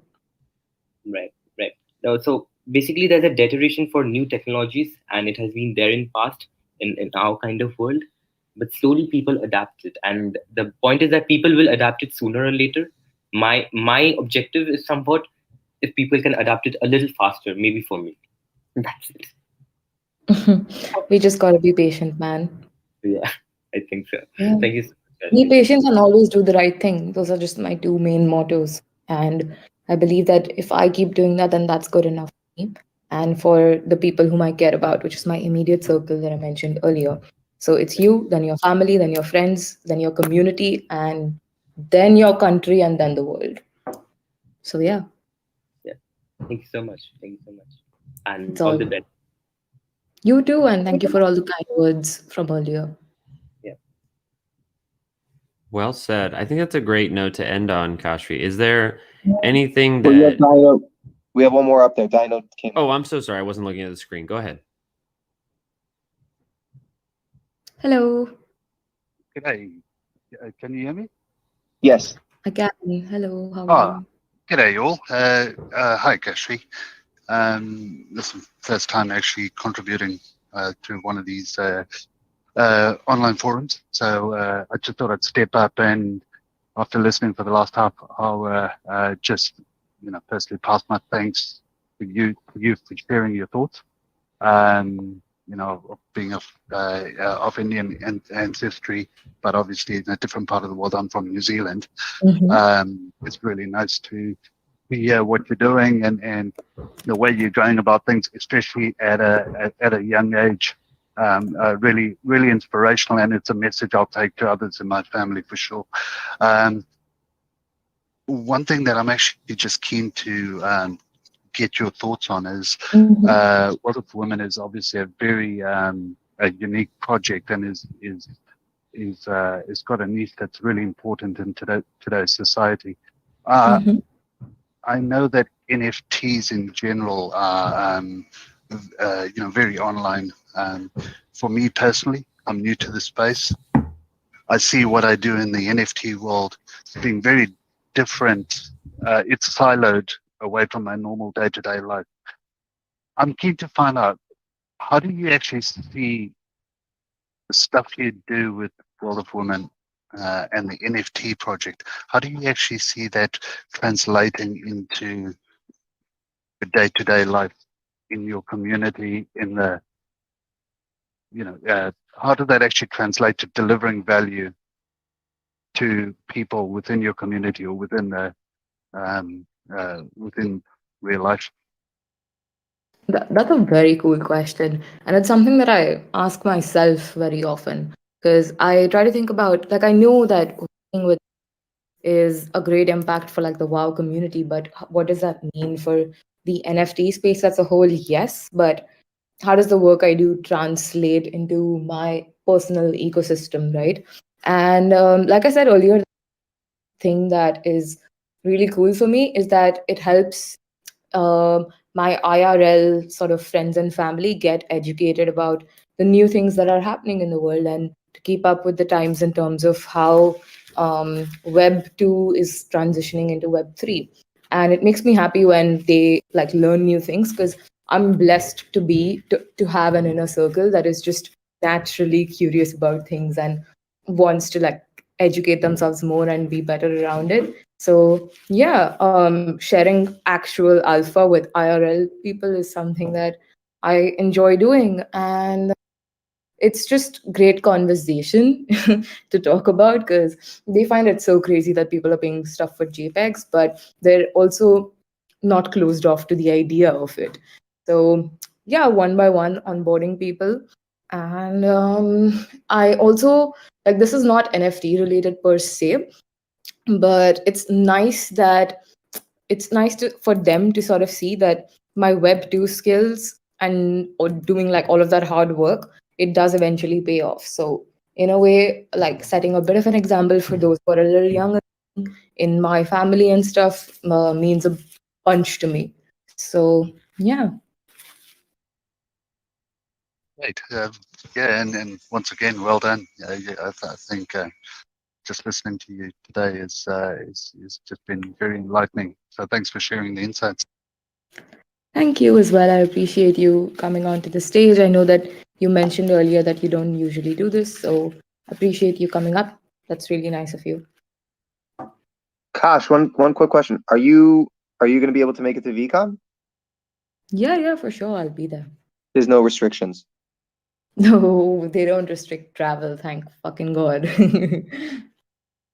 I just wanted to make sure. Yeah, for COVID, honestly, it depends on the whole new variant situation. But Right. I'm expecting everything to be settled by May. Like, I think by April, things should be fine. You're praying. You're not expecting. You're praying. I'm expecting. I'm optimistic about it. Do you have time for one more person? One person raise their hand. Okay, sure, but I have a call at 1:30. Within 21 minutes. Okay. That's it. Last one. Yeah, awesome. Hi, Kashvi, here on here. Hi, we've spoken on Clubhouse, I think. Like a year Yeah, ago. a lot of times I just I was just listening to you, and this question is a direct one to your last word itself. So you're going to VCon, and I don't really I don't know how to go there because there are visa issues. So have you got your visa done? Yeah, I got my visa done a few years ago. That's so great of you. Yeah, that's presently the Yeah. only problem. I just Yeah. got lucky with that I got my visa done a while ago. But Great. I think no, if you need help, I think Gary's team will be doing something because Pooja had tweeted something and Andy said he replied to it and like he can get a letter or something done. So you should talk to her about it and she can help you out. Sure, I'll Jeremy, reach out. we heard this already before, right, Jeremy? Where they're offering letters for people who need them to get their visas, right? Oh yeah, I've reported on the podcast. Thank you for bringing it up again. All you need to do is open up a support ticket in the VFriends Discord and tell them that's what you need, and Corso and the team will get you the letter. The letter's available. Done. Thanks. Yeah. Thanks a lot, Kashvi. Thanks a lot, Jeremy. I've been listening for the last, I believe, 30 minutes, and it's been a lot of value. And again, it's always value coming from all of you all the time. Thanks a lot for pulling me up. Yeah. Thank you It's for all being good. part of I the hope community. how's your startup going, man? Quizzy? Yeah, Quizzy.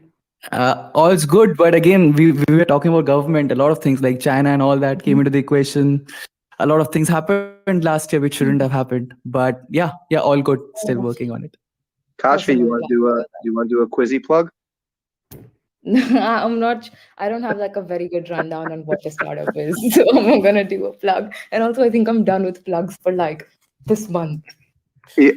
Jeremy will tell you it's about repetitiveness. The more you do it, the more often you do it. That's what I learned from listening to Jerry, and the advice Jeremy's given advice is that the more you do it, the more comfortable you get with doing it. Is that right? That is true.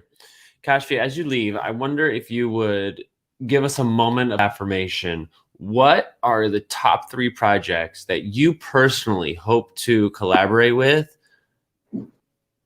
in no specific time frame, in general? Sooner or later, what are the projects you want to work with, alongside, etc.? Honestly, the VFriends is the only one that comes to mind out of everything that we have. Just VFriends and Wow Maxi, and these are the 2 projects that I love, and I would love to see to come together someday. And yeah, awesome, cool. Yeah, that's great.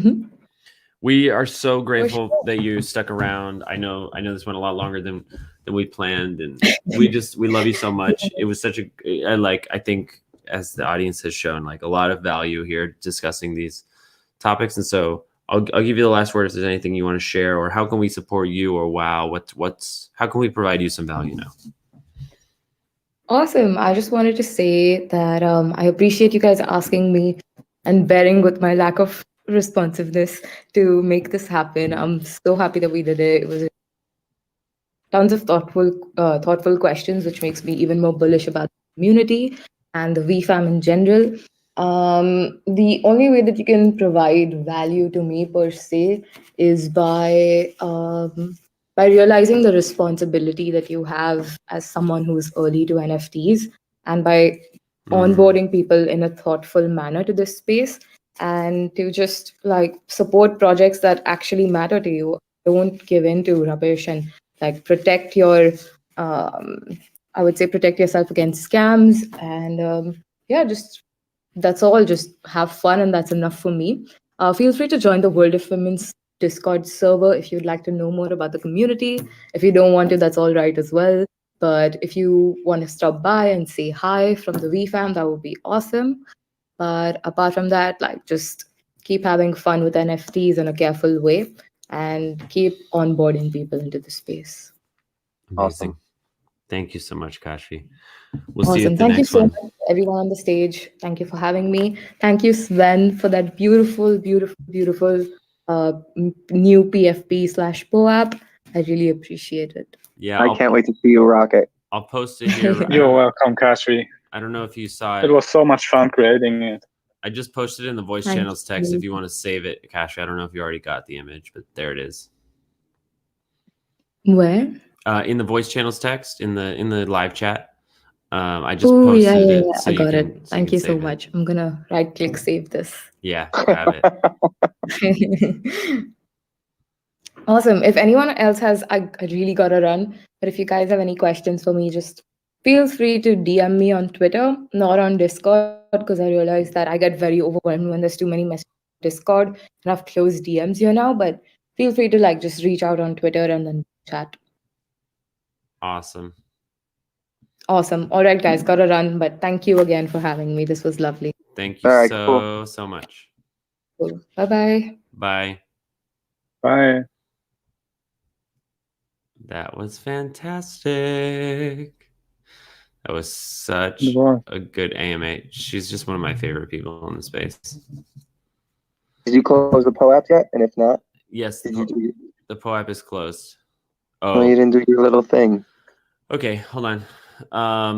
Okay, everybody, it's the last chance for the POAP. Scroll up to the top of the server. Well, actually, so here we go. The POAP channel is now open. I want you to take a minute, leave the Discord app, go to MetaMask or wherever you could copy your POAP wallet address. Go ahead, tap it, copied, set. Now, go back into the Discord app. Make sure you're in the VeeDao Discord. You're already listening to me, but what I want you to do is go to the channel list, swipe from the left, and scroll all the way to the top. And you'll see a channel that I'm actually going to link in the voice channels text. If you're having trouble finding it, just come back to the chat thread. There it is. Now you can click there, or you scroll up to the top, you enter into the channel, and now press and hold to paste your alphanumeric wallet address. Please don't put your ENS. Alphanumeric address is better. Press and hold. Paste. Last step. Send. Et voila. In a week, you'll be able to come back and claim your POAP. Thank you all so much for participating. You have another 5, 4, 3, 2, 1. Great. POAP is now closed for the day. Awesome. Jeremy, can I ask a POAP question actually? Sure.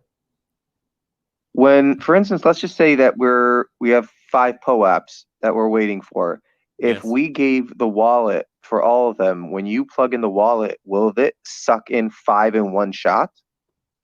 No. I Because could. each link is individually tagged to that specific POAP. Yeah, I could do it that way if all No, of, it's too complicated, I think. well, it would be easy if all of the same people were present at the same events. Right, right. But because they're not, it can't be done. You can do multiple deliveries from the same link, but it requires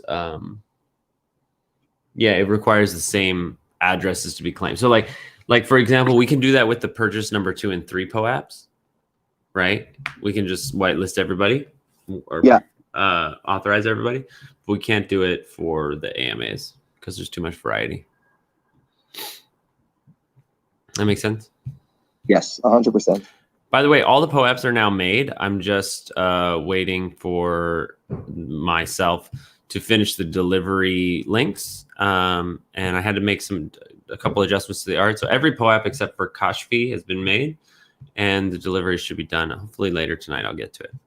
And then we'll have them in a couple days. So I think this weekend, like Saturday, don't hold me to it, but Monday at the latest, you'll be able to claim all the POAPs from the last 3 weeks. So that means Mahaga Bear, Flower Girls, Momo Tanner, Ethereum Towers, Take Action, Chain Faces Arena, and Kashvi. And our third purchase. Swansit, Maha. Oh, and Yeah. Swansit. I haven't made that one yet. Yeah, I mean, the easiest thing is just go to the Twitter and look at the AMAs that we posted. Usually that'll probably cover the gamut. Yeah, it's a little bit of archaeology, but I got it. Yeah. I finally minted my staple verse. Nice. Yeah, they're doing good. I would like the liquidity right now, but I haven't sold it yet. I'm thinking I'm not going to. Yeah, I agree with that. Usually I will. Usually I'm like, okay, I'll get rid of it before release, before reveal. But I have a strong feeling this is gonna almost mint out the whole project. Pre-sale. Yeah. And if that happens, then there won't be a drop because there are gonna just be people who want to collect. Sorry, I need to go back to Train. Train, I don't know if you're still in the room, but I can't find the Ethereum Towers tweet that you're talking about. He put it in the voice channel text, I think. The link. Oh, I see. Seems like a forced mint. What is this? Let's see. It says, congrats on your mint and welcome to Tower 1. Our helical design and integrated sky terraces are the first in the metaverse. Our first stop is the bar to meet some of our residents, and after that we'll take a trip to the penthouse units to see our spaces. Oh, sure. Yeah, these apartments have been minted for some time. I don't know who this 555 person is. We're still working out our plan for the Ethereum Towers apartments, but they've already been minted.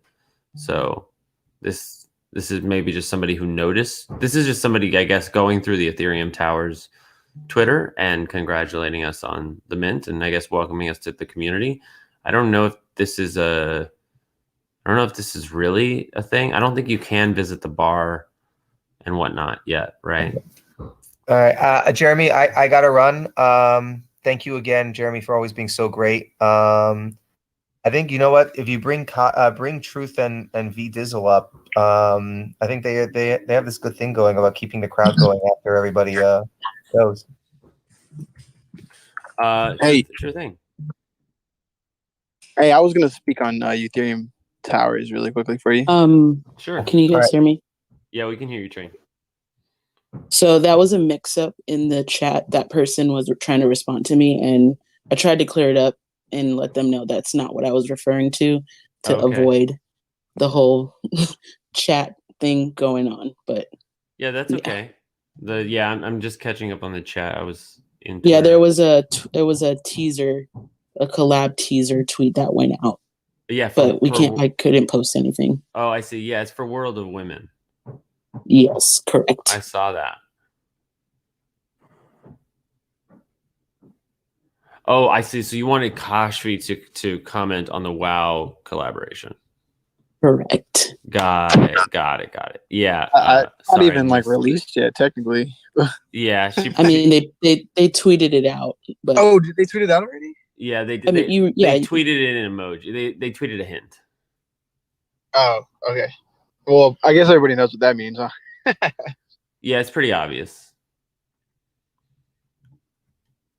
That's pretty legit. To be honest, it's perfect timing for us to collab with them. Yeah, I mean, WoW is in perfect timing. I'm trying to forgive myself for the fact that I had to sell mine. It was just like I was in a moment, and I paper handed it. But damn, they're really taking off. It's cool. I'm happy for them. And I guess I'll also say for anybody in the audience, I really should go in a minute here. I have another show in an hour, and I haven't eaten anything. But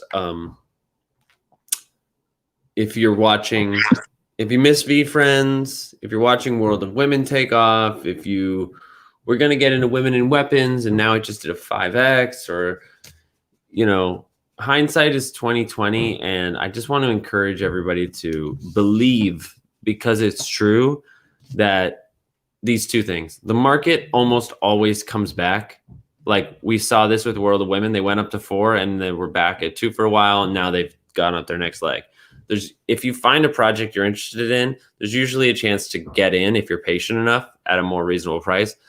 And more importantly, with the market, there's always a new opportunity. You know, the best project of the decade probably hasn't even been released yet. Very, very likely. Unless it ends up being Bored Ape Yacht Club, and that is what it is. But like, I truly think that the best project of the decade hasn't been invented yet. Well, I don't know. I'm bullish on VeeFriends. My point is, you know, if you're here for financial gain, there's opportunity every day, but you can't sweat the small stuff. So I hope nobody's. I saw a lot of people reeling with World of Women, that they were like trying for so long, or they hesitated, and that's just the way it goes. And I hope that everybody's taking care of their mental health along the way.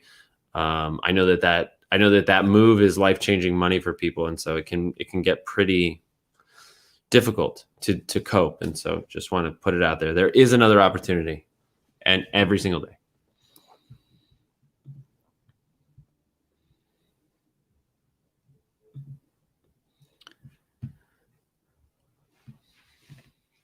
Cool. Jeremy, how? Yep. Go ahead. How did you get on the allow list for Staple Wars? Because I hold a VeeFriend, they did a raffle for all VeeFriend holders. You just had to like sign up with your email and wallet. And I checked back later on, and I was able to mint one.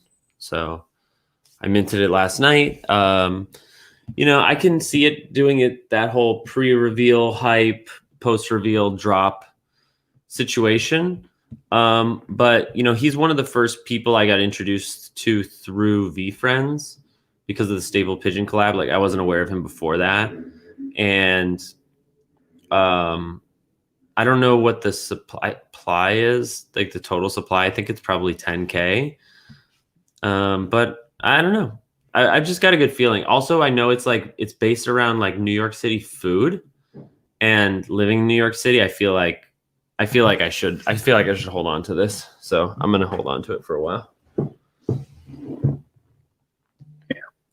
I got to take my dog for a walk. I appreciate everybody. If you guys want to hold it down and keep chatting, I think that's so cool. And I should do more. I should set aside more time to participate in that as well. But yeah, great show. And I'll leave the stage open and I'll see you all later. Have a good one. See you, Jeremy. Bye-bye. Bye, Jeremy. Good show, everyone. Thank you so much for watching. I hope you enjoyed that. Oh no, I hope we didn't get rugged here. I don't know what happened. Some technical issues today is what it is. That was Kashvi, the community manager of World of Women. Really great show. Really enjoyed it and wish